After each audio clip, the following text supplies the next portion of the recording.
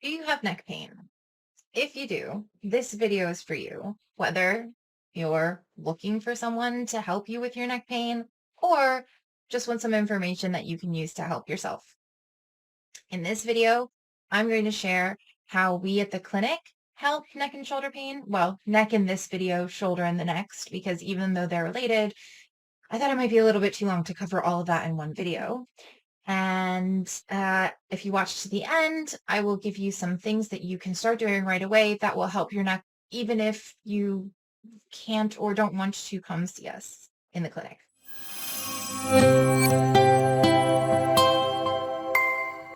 Welcome back. If you're new, welcome. My name is Catherine. I'm the founder and principal therapist of LSM Clinic in East London, Sport and Remedial Massage Therapy Clinic. In this channel, I share information about how the body works and just general tips and things that you can do for self-care. So hopefully you can enjoy your favorite activities and live your life as close to pain-free as possible. This is first of a two-parter. We have the neck in this one and the shoulder in this one. And the reason that I'm doing these videos this month is because I'm releasing a neck and shoulder pain guide, which is going to be available in ebook and printed version and hopefully eventually audiobook. And it is available either the pre-order or to order is in the description, depending on when you're coming across this video. And that's going to go into way more depth about everything that I'm covering in these two videos. I also wanted to share a little new addition to my desk that I love in case anyone else really loves cute little dragons. I'm trying to decide what to name him, or her, I haven't decided, them. Um, so if you have any suggestions, let me know. But it's an incense holder, and I've got it at my desk now, and it helps me to stop procrastinating because I'm a huge procrastinator. And so now I really want to come and sit down at my desk because I get to see this little guy. So I just wanted to share it because I thought he was cute, and I think we can all use more cuteness in our lives, especially at the moment.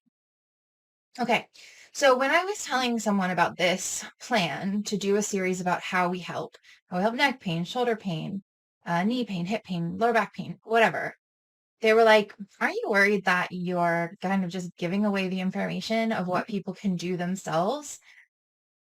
And I was like, well, the way that I see it, and this is what I wanted to explain to you in case you're wondering the same thing, and I'll probably say it in the other video as well, is some people like to bake their own cake and some people prefer to buy a cake.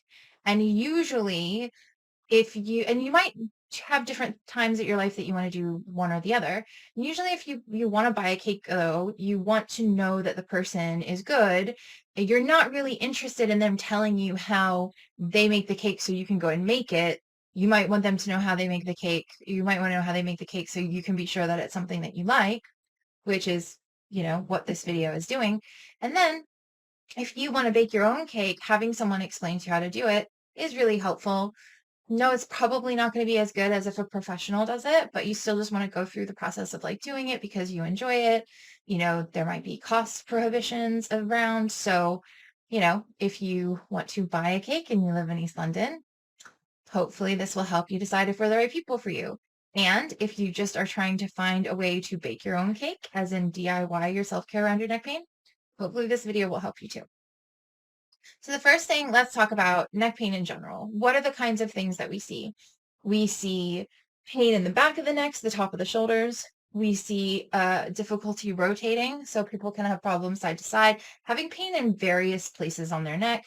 Sometimes tilting can be a problem, although that's less important for our day-to-day lives. But, it's nice if it's not painful. And sometimes people will have some pain or a stretch when they're looking down. So all of these things are things that we look at with neck pain. Also, sometimes headaches can be related to neck pain. Headaches is a very complex topic. There's loads of different reasons. There's genetics, there's migraines. But if you have a lot of tension in your neck and you have headaches, you may find that doing work on your neck, releasing your neck and reducing the tension in your neck might help your headaches as well. So when someone's coming to us for neck pain, we're looking at a few specific muscles. We're looking at the scalenes, which are 3 muscles on the neck that attach on the vertebra of the neck and into the first and second rib. They are involved in breathing. If you need help breathing, if you're using your accessory muscles, they'll lift the chest up. So like if you take a breath and that happens, you're probably using your scalenes in breathing. And then I don't know if you can hear that. I've got the window open and there are kids playing outside during recess. So if you hear the children screaming, that's what that is. Hopefully it's not picking up. The other muscle that we look at is the sternocleidomastoid, which goes from behind the ears down into the front top of the collarbone. And when that's tight, it will pull your head forward. When it's loose, it's like a diagonal. Your head's over your shoulders. It kind of goes in a diagonal down the side. But if it's tight, it does go up and down and pull your head forward. The fascia also goes around here. These are very normal kind of causative muscles. Other muscles that have an impact are the tops of the shoulders, which like the upper traps attached into the back of the head, side of the head, kind of behind the ear. You have levator scapula, which like lifts your shoulders up. That's from the top of the shoulder blade into the first to fourth vertebra in the neck.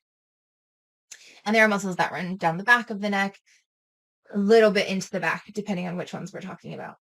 And these are often where people feel pain, or sometimes people will feel pain in the sides and the scalenes, but they're usually responding to the tension in the other muscles, trying to pull them out of alignment.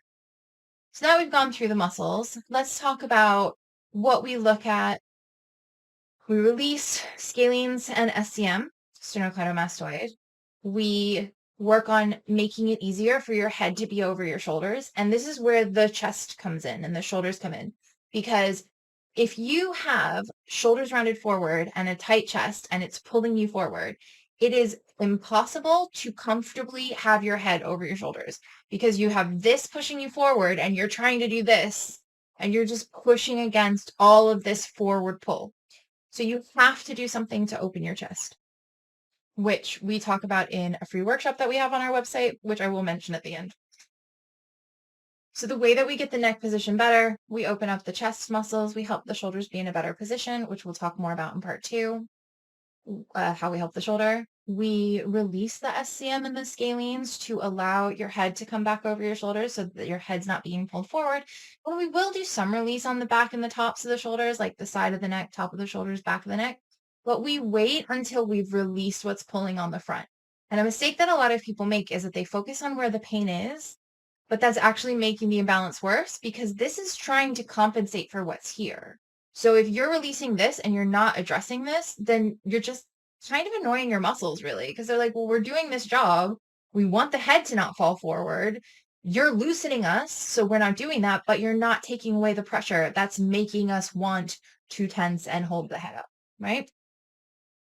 We also look at breathing mechanics, and this is something I don't think a lot of people think about when we're thinking about neck pain, but it's really important because ideally we're breathing with our diaphragm. And I talk a bit about that in the how your breathing affects your training video that I did. So I can link that.